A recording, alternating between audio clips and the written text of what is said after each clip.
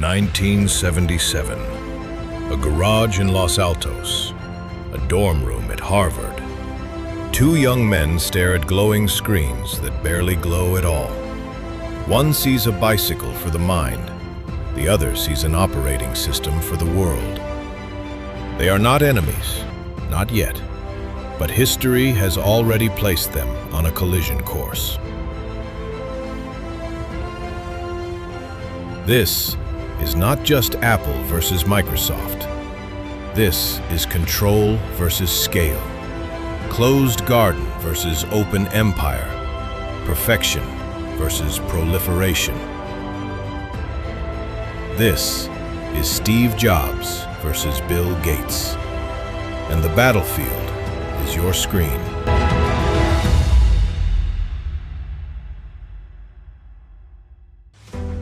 Steve Jobs did not want to sell computers. He wanted to bend reality. Adopted at birth, restless, intense. He studied calligraphy. He fasted. He chased aesthetics like a monk chasing enlightenment. To Jobs, technology was not circuitry. It was poetry wearing silicon. In 1984, he steps onto a stage and unveils the Macintosh like a magician revealing fire. He doesn't talk about RAM. He talks about revolution. The computer should be beautiful. It should be intuitive.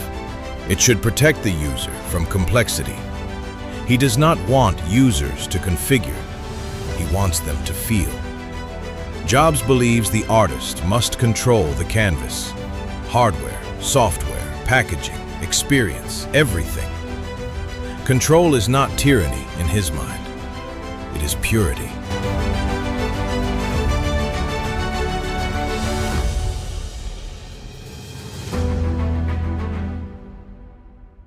Bill Gates does not seek poetry.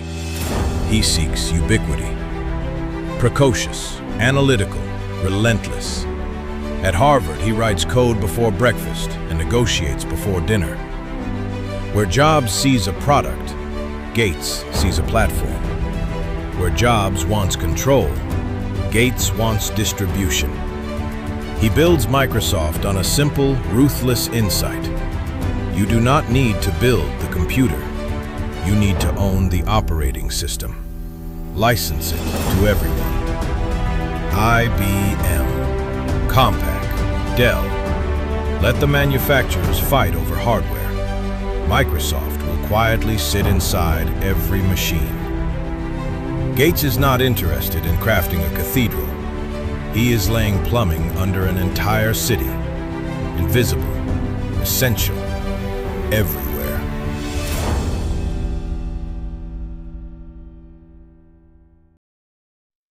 In the early days, they collaborate.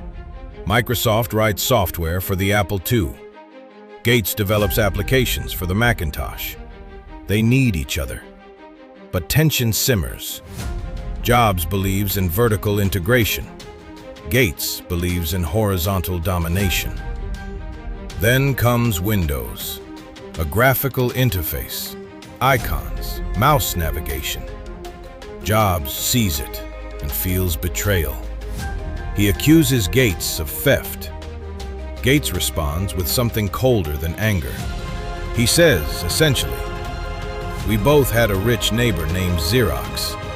I just broke in differently." The truth is brutal. Innovation is rarely born in isolation. It is borrowed, refined, scaled. Windows spreads like rainfall. The Macintosh remains curated, expensive, elegant. By the early 1990s, Microsoft dominates.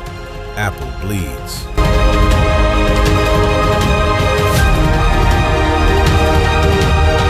The prophet is ousted from his own company. Jobs leaves Apple. Gates becomes the richest man in the world. The empire of scale has defeated the kingdom of taste. Or so it seems.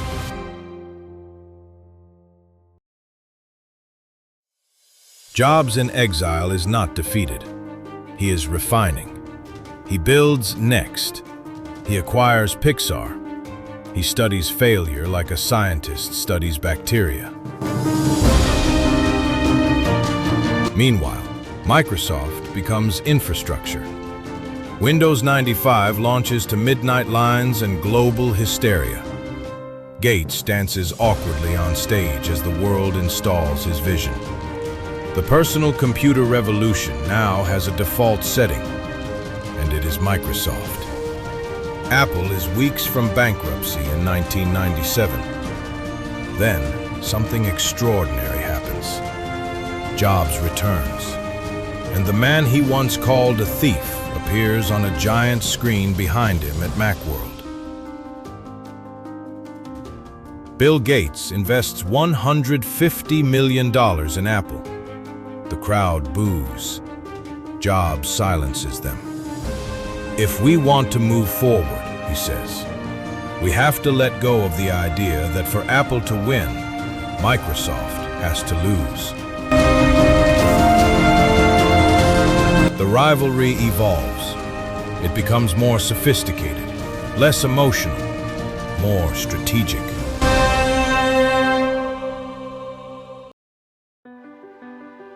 The war shifts from desktops to pockets. In 2007, Jobs walks onto a stage and unveils the iPhone. A phone, an iPod, an internet communicator. In one device. No stylus, just touch. He does not license it. He does not open it. He controls it. Again.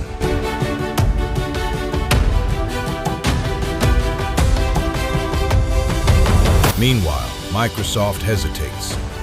It underestimates the smartphone revolution. Windows Mobile stumbles. Gates, once the undisputed monarch of personal computing, watches the battlefield change shape. The iPhone is not just a product. It is a philosophy. End-to-end control, hardware and software fused. The App Store becomes a walled garden of opportunity. And this time, scale follows elegance. Apple rises to become the most valuable company in the world. Jobs' obsession with control, once criticized, becomes its strength. Gates transitions away from daily operations. He turns toward philanthropy. The rivalry cools, but its consequences remain everywhere.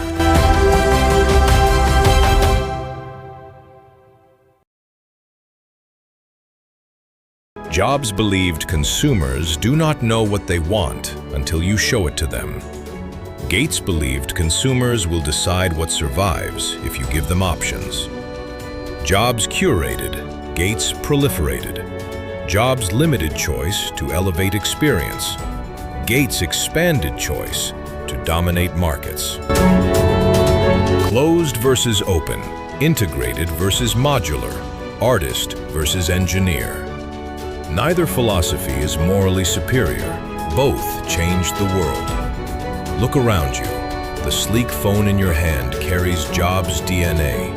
The enterprise software running global corporations carries Gates' architecture. Cloud computing, app ecosystems, subscription models, all shaped by their duel. They did not just build companies, they built templates.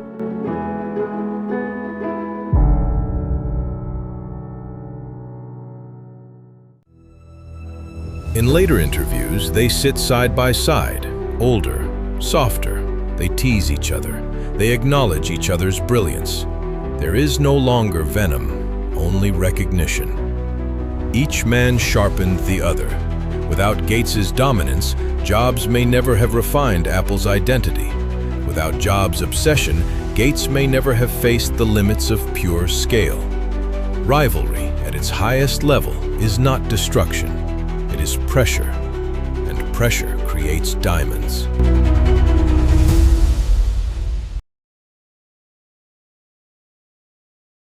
So what was this battle really about? Not computers, not software, not even money. It was about worldview, Do you control the experience tightly and risk smaller reach? Or do you spread wide and risk losing elegance? Do you build a masterpiece or an empire? Jobs and Gates forced the digital age to answer that question over and over again. The answer was never either or. It was both. Their egos clashed, but their visions intertwined. You are living inside the result. Every swipe, every click, every window, every app. The battlefield became your daily life.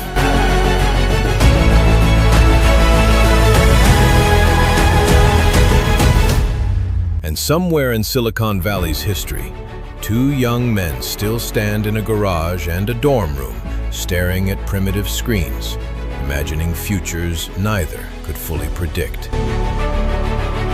This was not just a rivalry. It was the shaping of the modern world.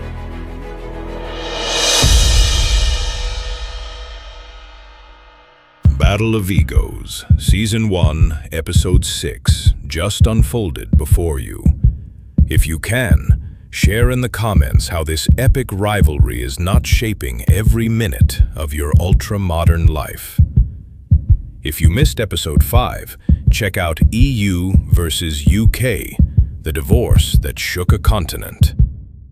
We are still a long way to completing Season 1, so you'd better subscribe for the coming episodes.